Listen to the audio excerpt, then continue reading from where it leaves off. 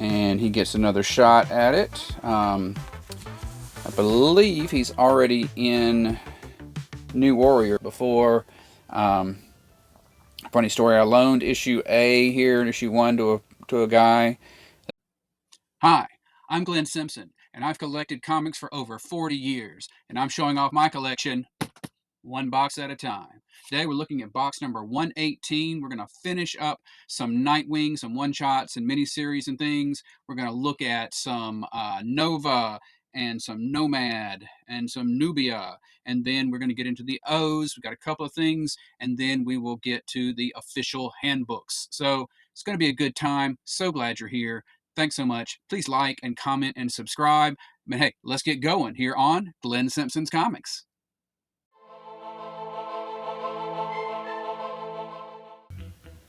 Okay, so picking up where we left off, we are at Nightwing, Alfred's return. So basically, Alfred, when Bruce Wayne got his back broken by Bane, Alfred, was helping him, and then they kind of came to disagreements about some things, and Alfred kind of walked his ass out on him. So Alfred here begins to make his return here in Nightwing, Alfred's Return.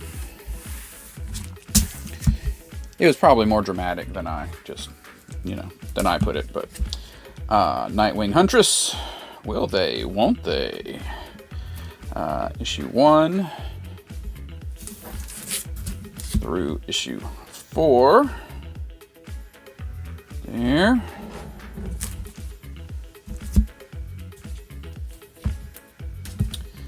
I've got Nightwing 80-page giant featuring Hela, kind of a anti-villain hero person. From the DC Hanna-Barbera crossovers, we have Nightwing and Magilla Gorilla, the team up of the century.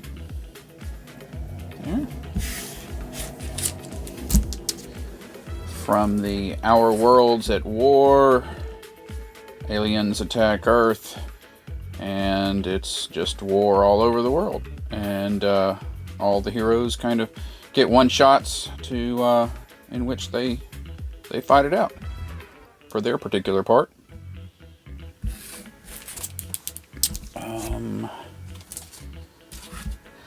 Nightwing Rebirth. So when DC entered its rebirth period in 2016, they didn't just launch into the #1 issues of all of the series and things. They actually did one-shots for each series, kind of. I think, sometimes it was just the character, who, even if they had more than one series.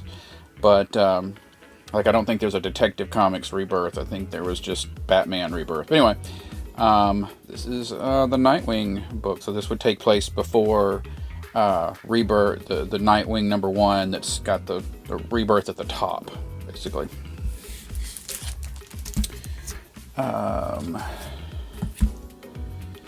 Nightwing Secret Files and Origins, just one of those books where they it's a combination of short stories and like who's who type entries, saying who all of the characters are.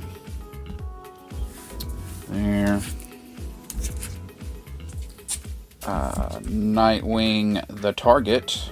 It's kind of a one-shot that, tells a particular Nightwing story. I never really understood why this wasn't just like a couple of issues slotted in as a couple of issues of the regular series, but because it's the usual Chuck Dixon, Scott McDaniel folks. But this was done as a one-shot. And Nightwing Uncovered. So basically, it's a reprint of various covers and variant covers for Nightwing. There's been a few of these uncovered. It's not really a story. They do a little framing sequence, but it's basically just, you know, an excuse to, which is kind of cool. If you didn't get all the frame, you know, the variant covers, gives you a chance to see those and own them. So there you go. That finishes up Nightwing. Then we get to 1965 is actually the name of the series. And as I mentioned in other videos, I do numbers as if they were spelled out. That's the old Overstreet price guide method. So N-I-N-E-T-E-E, you know, that's why it's falling where it is. This was a series that was a kind of a throwback to 1963. You know, Marvel and to some degree DC. This is like a kind of a Fantastic Four group. And Alan Moore does some of the writing on this, and the whole thing is just presented as if it's a, you know, a comic from 1963 by somebody other than, you know, Marvel, but using the same kinds of storytelling. It's issue 1 through issue, I think 4. Put 4, yes. Right there.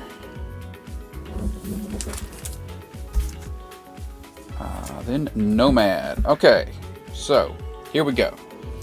So Captain America gets well, in the real world, Captain America comics runs through like 1950 something and gets canceled. So then he goes away, and then in the 1960s, Stan Lee decides to bring Cap back. But when he does, he does the whole that Cap was going to get frozen in ice. But the point at which he has him getting frozen on ice, there had been Captain America stories after that point. So the question was, well, you know, and Stan didn't really think anybody was paying attention or didn't care. But of course, so Roy Thomas, I believe, comes along and says, "Oh, we got to fix this," as Roy Thomas is prone to doing. And he says, "Okay, so then there were other Captain Americas after Steve Rogers got frozen, and one of them is a guy, and I can't remember his real name, but he has and there's a kid, Jack Monroe, who becomes his Bucky, and they actually changed their names to Steve Rogers and Bucky Barnes, and that is who the Captain America and Bucky were in those 1950s storylines. So then the Captain America, the Steve Rogers, or fake Steve Rogers, he goes completely nuts. And they didn't get the right kind of super soldier serum, and the Jack Monroe gets kind of put on ice. So he eventually is really, comes back, and he's an adult, and he actually has his head together, and he becomes a sidekick to the real Captain America, and he goes by Nomad. Now, Nomad had been Captain America during a brief time when Cap was like disillusioned. This was in the I think the late 60s, early 70s. I can't remember. Cap gave up the Captain America identity because he was disillusioned with America, and so he became the Nomad. And so every once in a while you'll get somebody that takes on that Nomad identity after Cap did, and Jack is one of them. So Jack wore kind of a standard superhero costume for a while, but then we hit the 90s and he had to get some pouches and things. So he got him a shotgun, and he became kind of grim and gritty. So he gets his first miniseries here in Nomad number 1, right here, and through issue 4. It's another one of those gritty hero finds a baby and has to take care of it, kind of, and takes it along on his adventures situations. So that was the initial mini-series, and then he gets his own ongoing series. He gets even more grittier. He's got a trench coat. He is, you know, badass. And that's his issue 1. Bucky's still around. This is not a high-value series, so they're able to be, they're in big, thick packs here. Issue 8. There, long hair, hairband, kind of, if crossed between a superhero and a hairband. Nomad 9. There.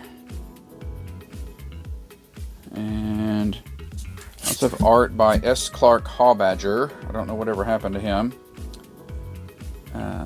Got him going up against Gambit, the Battle of the Trenchcoats. There, issue 16.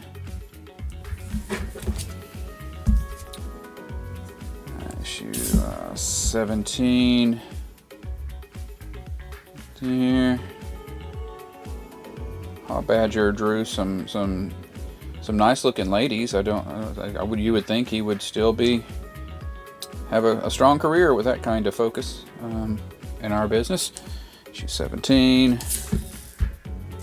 And then the series, I believe, ends with 25, or at least that's the last issue I have. Right there. Then we get to Non-Stop Spider-Man. The premise here, I believe, was just a very action-oriented Spider-Man additional series without a lot of the subplots and all that kind of stuff. Just just going at it.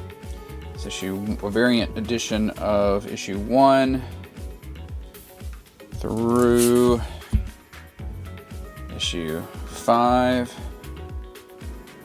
Then I believe this goes on to become Savage Spider-Man, I think. And runs as Savage Spider-Man for a few issues. So that's issue 5. That. Then we get Northstar, the mutant speedster from the Alpha Flight team in Canada. One of the first openly gay superheroes, and he has his own 4-issue miniseries here. Issue 1 through issue 4. Can't really tell you what happens in it because all they did is, poster covers. So that's no help in reminding me. Thanks. Then we get to Nova. So, as I've mentioned before, I tried to start around January 1976 with my collecting. Just a point. I planted a flag there. So I don't know why. I don't remember why we don't start till July here, but for whatever reason, that's where I start with this. So we've got Nova here going up against the Sphinx. Nova is Richard Rider. He is given an alien force, and he's very Green Lantern-y. He is given an alien power source and costume, and he hangs around on Earth for the most part during his early career, and is a superhero. He is battling the Sphinx, who is one of his many, part of his rogues gallery. Issue 11 through 15. There. But dealing with all the superheroes. Got issue 16. Fighting the Yellow Claw, who would wind up getting his name changed. He's a kind of a classic Marvel villain, but since it's kind of a racist caricature, they would go on to change his name later on. Issue 16. through 20. There. I think there's a lot of Carmine Infantino art in here. Not my favorite. Carmine Infantino, known for his work on his work on the Flash, towards really all along the way, but at the beginning of the Flash and right at the end of the Barry Allen first series of Flash, issue 20 of Nova. And that was the end of his first series, and then we get to gets 93, and he gets another shot at it. I believe he's already in New Warriors at this point, so this is them trying to spin off from New Warriors with some extra adventures for fans of New Warriors. Issue 1 through issue 5. Right there, Chris Marinin. Chris Marinin, I'll always remember as the guy who took over the art on Wonder Woman from George Perez, and it's like, ugh. No comparison. Issue 6.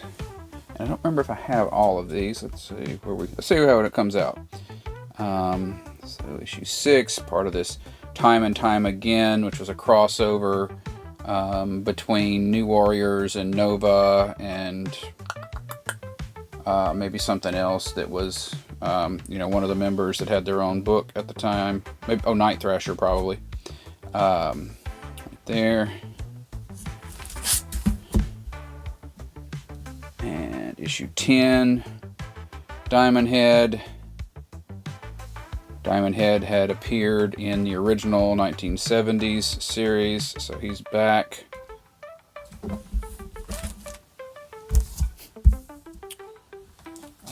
Issue 11. Got some guest stars up here. All kinds of guest stars. Nova 11. 15. Got Nova No More. He's dead, Jim. He's not really dead. Then we get to 16.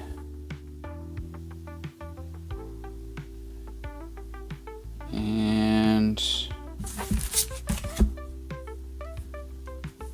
issue 18, and I believe that's the last issue. And as we were seeing in the video that had New Warriors, this guy shows up over in New Warriors. He's like taking over as Nova, taking over for Richard Rider. He's an original Xanadarian, and he's come to take back the Nova power and things like that. He'll get forgotten, and Richard will be back as soon as, in fact, 1999.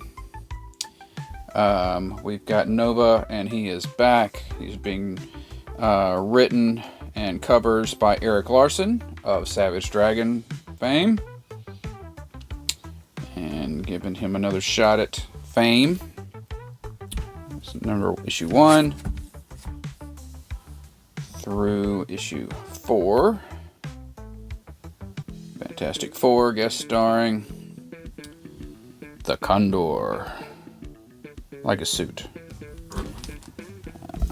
Let's see. Issue 5. Spider-Man guest star. And issue 7, which is the last issue. So didn't set the world on fire. Just throwing in some Venom and stuff wasn't enough to keep it around. So then we go a few years later, and we get an entirely different tone. You know, we've had Annihilation Conquest, and all of the stuff that is forming the Guardians of the Galaxy, and Nova is all up in the middle of that cosmic stuff. So he gets another series. That's issue 1 of that through issue 5. As again, part of an Annihilation Conquest. There. We have a very special issue right here. So it's got Gamora on the front, and it is the death of Nova Ko-Rel, which I guess that's Ko-Rel who dies. I don't know, you know, people are paying extra money for it, so I don't know if it's because of the cover or because it's the death of Ko-Rel, but there you go.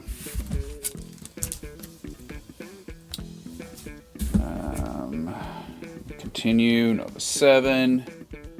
They're not really giving us many clues about the stories inside here.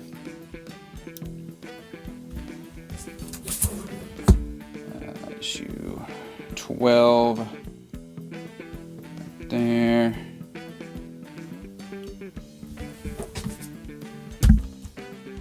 Got issue 13. Silver Surfer. Galactus. Through 16. Secret Invasion. Fighting the Super Skrull. As you do.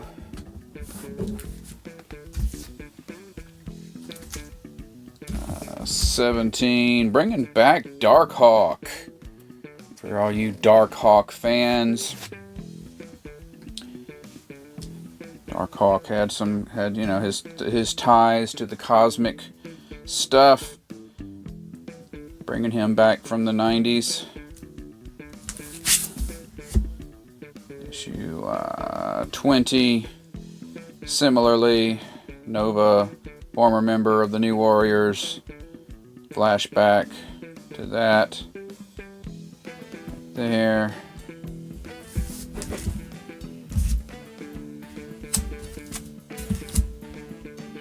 One. Kind of hard to tell what's going on there, but looks like he's giving it up. That's the suit on the chair.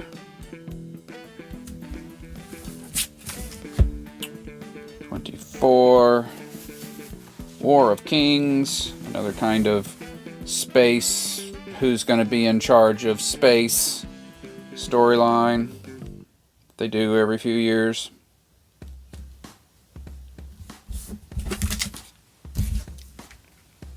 I assume the writer would consider it more complicated than that.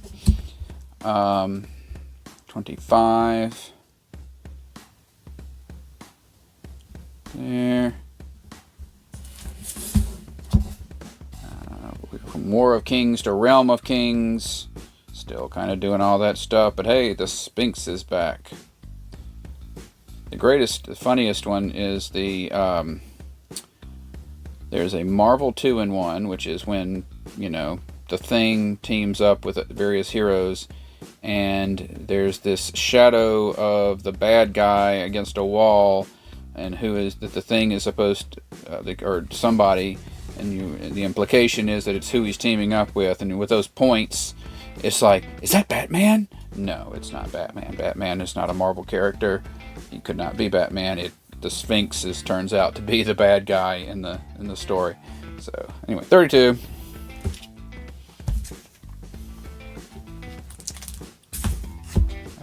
33. Darkhawk, Black Bolt, Inhumans, Realm of Kings. I think the Inhumans had basically, you know, they were living in their hidden city on Earth, and they were altered by the Kree to become, you know, what they are. So they are have ties to the Kree, so they go off in space to take over the Kree Empire. That's again an oversimplification, but that's the general idea. And 36, last issue of this Nova series. And then he gets an annual. It's kind of hard to tell. There you go, fabulous first annual, but that's what this, that's what it is. It's a Nova annual.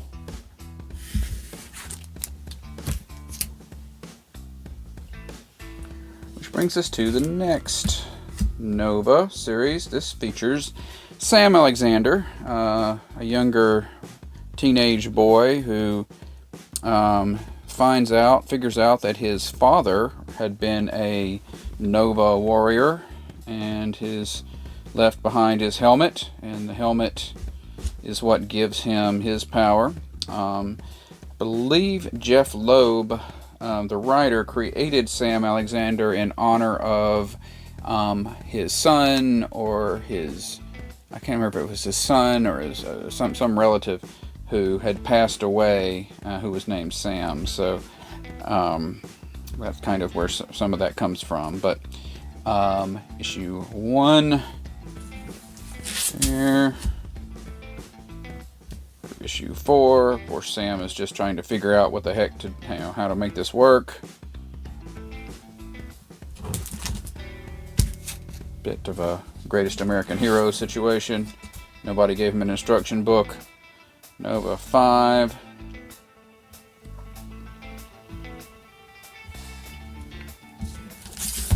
Luckily, the helmet talks to him and kind of helps him out. Nova 12. There. Oops. I flew out into space and I don't know how to get home.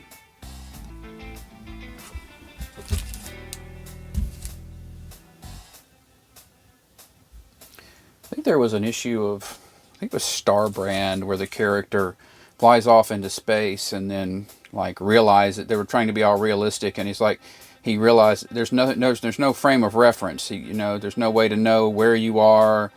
You know, it's just all black and you know, stars, which, I mean, don't do you much good if you're just a regular person.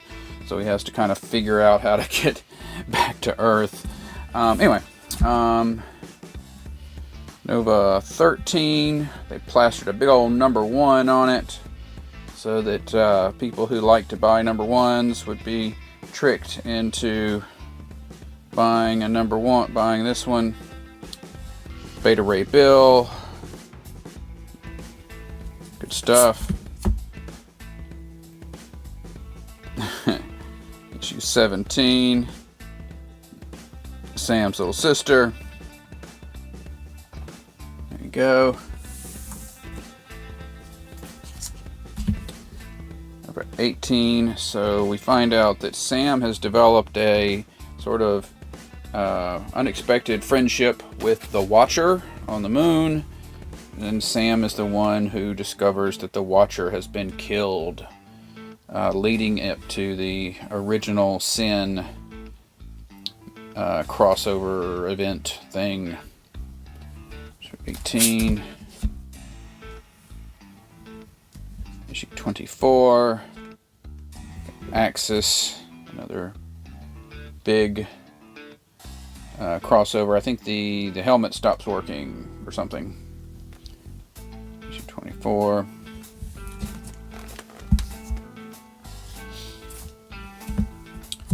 Issue 25.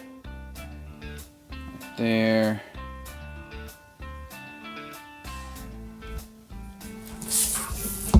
Through issue 31, which is the final issue of this Nova series. But don't worry, there'll be more.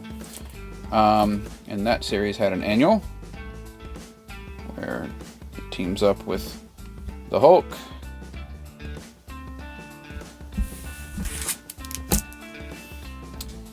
And then we get another one. So, apparently there were like Nova soldiers, and then there were like Nova spies, if you will. So the Nova soldiers wore the golden helmets, but the Nova spies wore the black helmets. And Sam's father was a spy.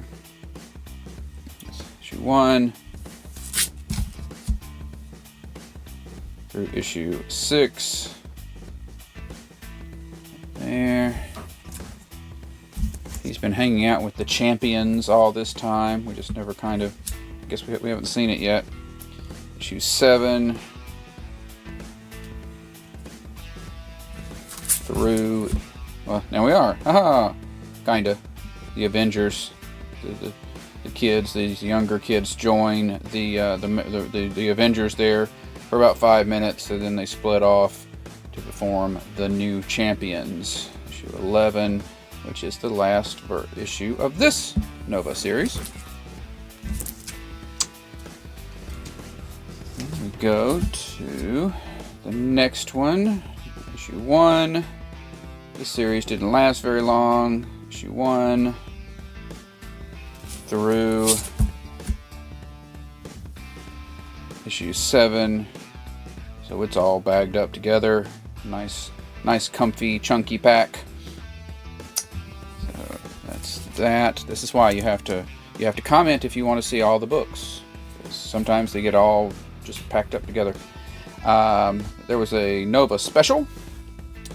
Just kind of a 3-way crossover with a couple of other things. I always get this mixed up with some other ones though, like Spider-Man and Hulk or something like that. There were three entities that had a special, and the story was a crossover between the 3. We get to Nth Man, the Ultimate Ninja. This was weird. I bought it. I tried it. I didn't like it. It's not in the Marvel Universe. It's kind of an American ninja sort of thing. I don't know. Just didn't care for it. Issue 1 through issue 4. Right there.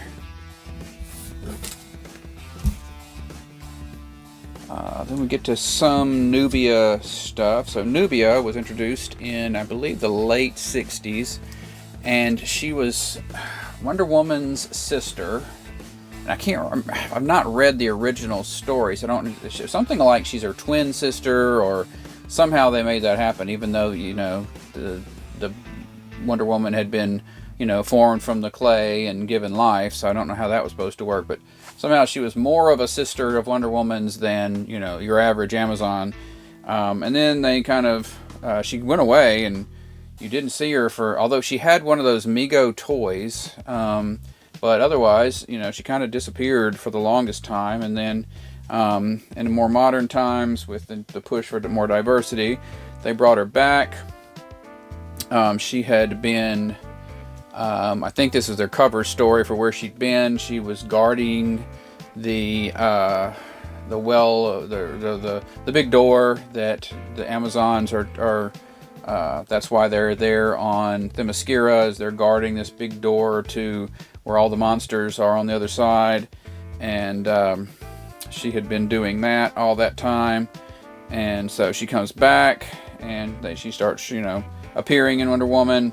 And then Hippolyta is murdered, and Nubia becomes the new queen. So, I've got a smattering of Nubia stuff, but the main problem is just a lot of her stories were, Amazons talking to each other, and it's just like, okay, well, this is not exciting to me. So, not all of the series, but anyway, issue 1 of Nubia and the Amazons through 6. There.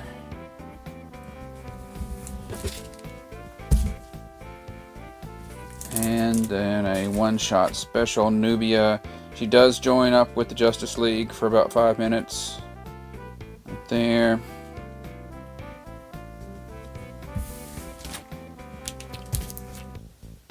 And then there's the one-shot coronation special when she becomes queen, replacing Hippolyta. Then we get to, this is going to be disappointing for you, NYX. So this was a mini-series that was intended to introduce sort of these are the mutants of New York City, and the grimy lives that they lead, living on the streets of New York City. So I've got issue 1, and I've got issue 2. So in issue 3, we're introduced to a character named Laura, who is basically X-23, aka Wolverine, the new Wolverine, aka the clone of Wolverine. And it's her first appearance in comics, and it is extremely stupidly expensive. In a previous video, if you look alphabetically, where we have like the Marvel this and Marvel that, towards the end of one of those, we have Marvel must-haves, where they reprinted those issues. So you can see that, because yeah, I ain't paying $100 for one of those issues. But anyway, issue 2. So here's the part you never see, right? 1 and 2. Anybody can show you those expensive books, but hey, here on Glenn Simpson's Comics, you can see issue 6. All right, I still got to get 7, but because by the time X-23 is gone, the numbers, the dollar signs come down right there. And then alphabetically speaking, the next thing was this NYX, which was post Krakoa. It also has X-23 Wolverine in it, and even has some of the other characters from the other series. But it's still mutants in New York, but it's not as gritty as that other series was. There's no heroin overdoses or whatever going on here. Issue 1 through this variant cover for issue 5, right there. Oop. And then issue 6. I believe we've got some. I believe, is this for the one that had Mojo in it? And Mojo is trying to disrupt a Dazzler concert, and all the kids are just trying to go to a Dazzler concert. There. Through 10. And that was the final issue of NYX. I believe this may have ended specifically because, well, they are doing things 5 issues at a time, so yeah, it probably was just canceled because of sales.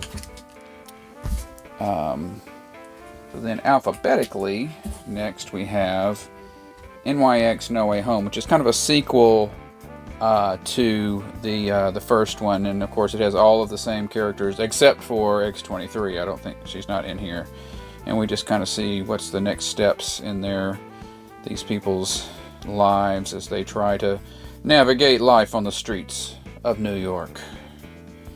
And that's issue 1 through issue 6. There we go. Got some really cool painted covers there. All right, and that brings us to the end of the ends, and we begin the O's. And so we begin the O's with Obnoxio the Clown versus the X-Men. An auspicious start. Marvel used to put out a book called Crazy, which was their takeoff of Mad magazine, and Obnoxio was their mascot, and so he finally gets a one-shot sort of, actual normal Marvel stuff here in one shot, and he he meets the X-Men, and they all fight Ice Cream. ICE Scream, as in ice, scream. And he who is a mutant who has the power to turn into any flavor of ice cream. So there you go. Funny stuff. Then we've got Occupy Avengers. So this there was the whole in the real world we had the Occupy Wall Street movement, and this was a kind of a play on that, trying to get the regular folks together to band together against the rich fat cats. So that's issue 1. This did not last. This only lasted a few issues through issue 9. It got into the whole Secret Empire, Captain America's secretly a Hydra member kind of thing that was going on there. We've got a one-shot Ocean Master, Year of the Villain, just kind of a spotlight on Ocean Master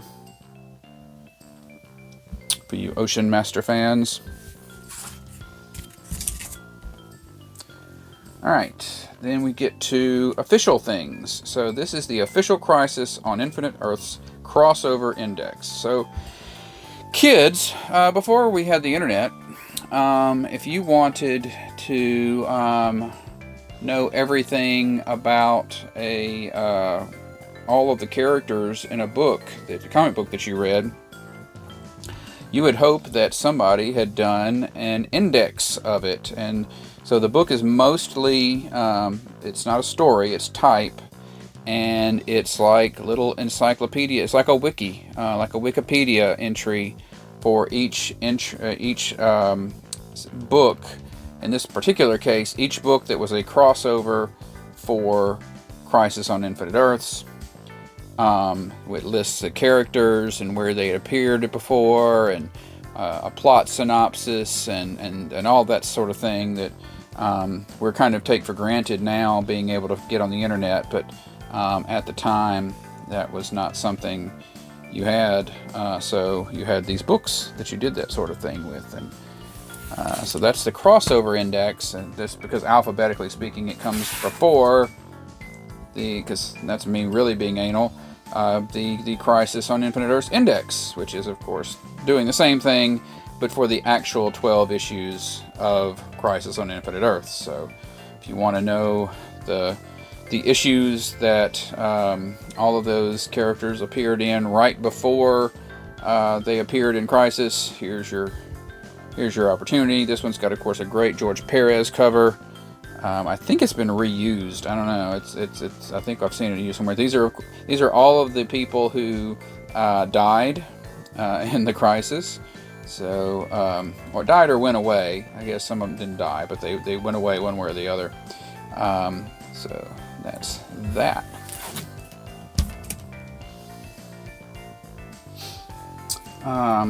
Next we have something very similar. Doom Patrol, official Doom Patrol index. The Doom Patrol had appeared in the late 60s and took over the book called My Greatest Adventure, and the title changed to Doom Patrol, and a very X-Men-like group, and didn't have a huge long run, which is why you've only got 2 issues. But they had their own. They got their own index, indicating everything. Again, telling us everything that happened in each issue of those series, and that's issue 1. John Byrne doing a cover here. He was a big Doom Patrol fan. Got the new Teen Titans, thinking about because Changeling, as he was at the time, who had been Beast Boy and would become Beast Boy again. He had been a member of the Doom Patrol before joining the Titans. It's issue 1. The Doom Patrol all gave their lives to save some others, and it was all very brave and and noble, and then most of them actually wound up coming back to life. In fact, all of them did, I think. But they were, yeah, everybody thought they were dead, you know, for a while. So that's issue 2 of that. So then we get to the official handbook of the Marvel Universe. So similar to the official indexes, the official handbook of the Marvel Universe was basically an encyclopedia, like I say, a wiki of all of Marvel's characters.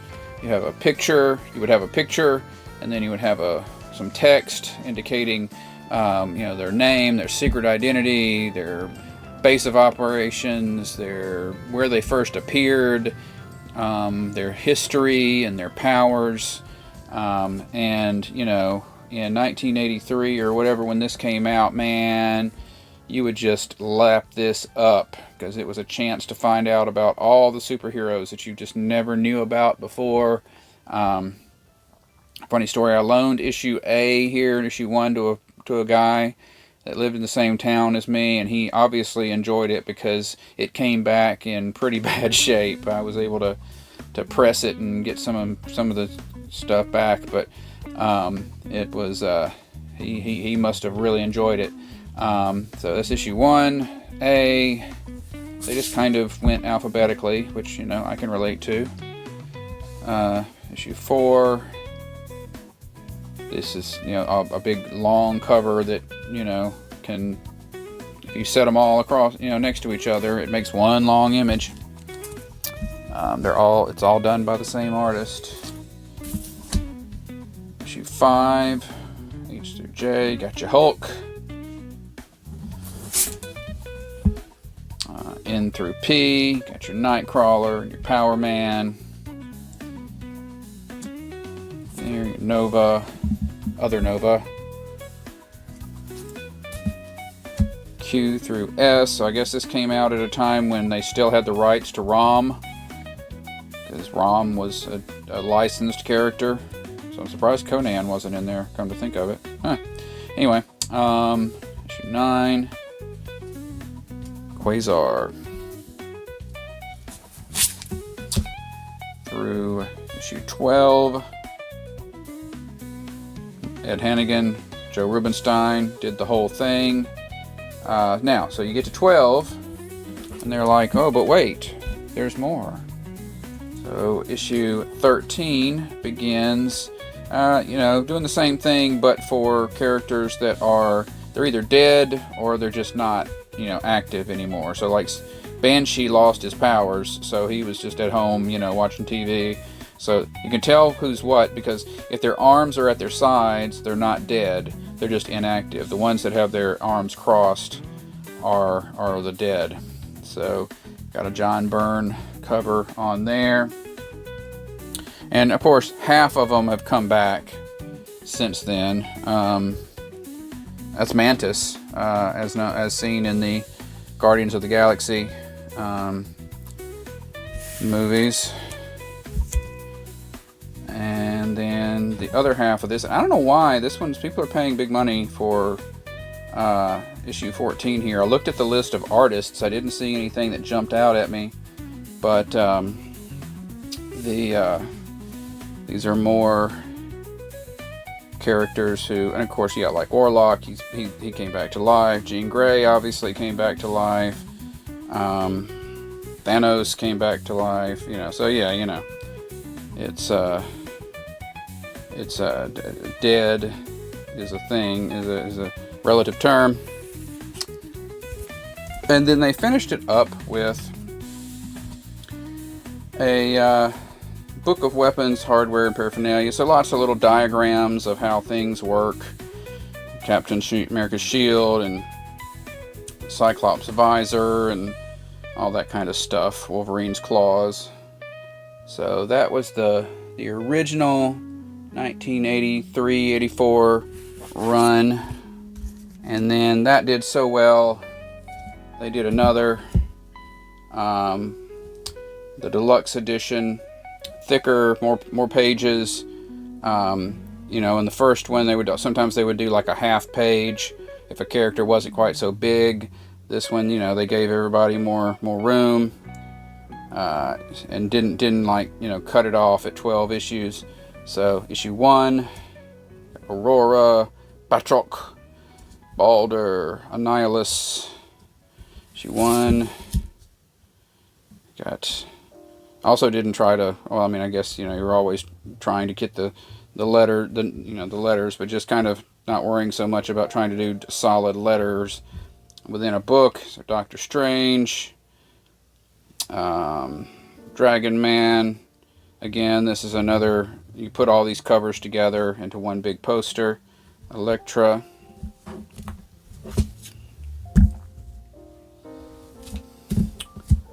Issue 5. Again, the Hulk, Gorgon, Hobgoblin, Hawkeye, Howard the Duck, original Ghost Rider. Issue 8. Mr. Fantastic, Marvel Girl, Mockingbird, Medusa, Mole Man, Mr. Hyde, Mr. Fear, Mass Master, Makari. Sorry.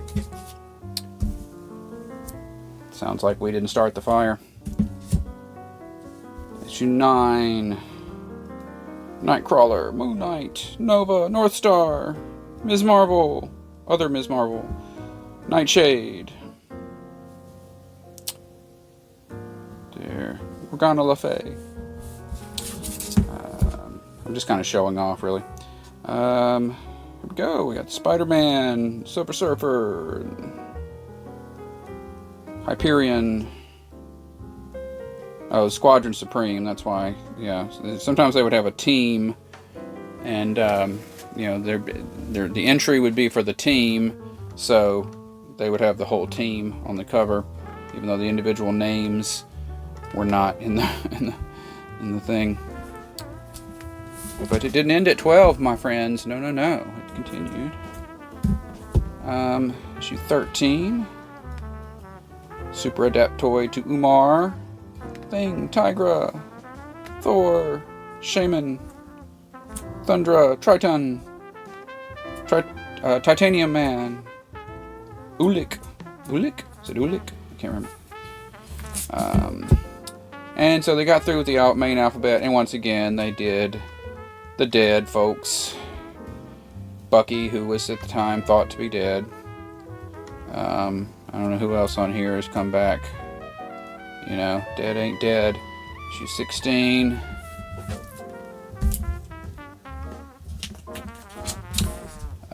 Issue 17.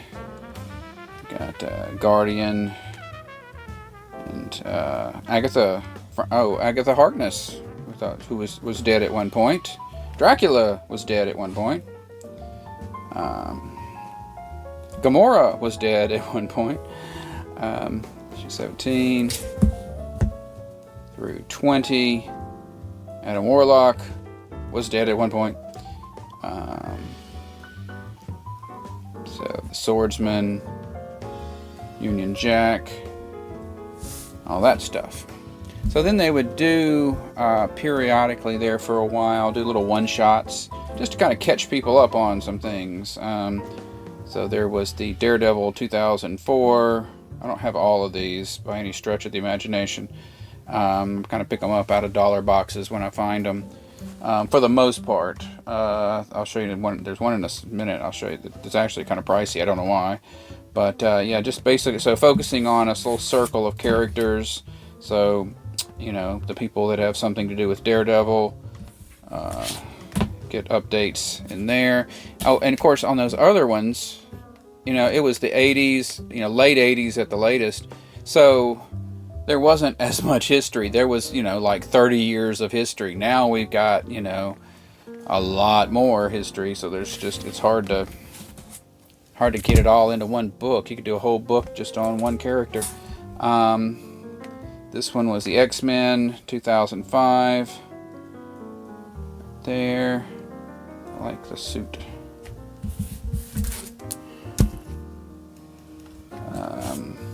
For some reason, this is a pricey book. Official Handbook of the Marvel Universe, Age of Apocalypse, 2005. So this was the the alternate future or alternate present where Charles Xavier had been killed. And so this is looking at, and so all the characters, Butterfly Effect, are different because Charles Xavier wasn't around. And this is just doing the entries for all of those in the same way as they normally do, but telling their altered history. And official handbook of the Ultimate Marvel Universe, 2005. So same thing, but for the Ultimate Universe, the original Ultimate Universe. A lot of them there. Galactus. But so there you go, and that is all for this box. Okay, so that was 118. In the next box, we will pick up, we'll do some official this and official that. We've got some Old Man, some Omega Men, some Onslaught, some Original, and some Aurora, and we will finish it up with some Outsiders. So lots of good stuff in the O's. Hope you'll be here. Glad you were here for this one. Have a great day.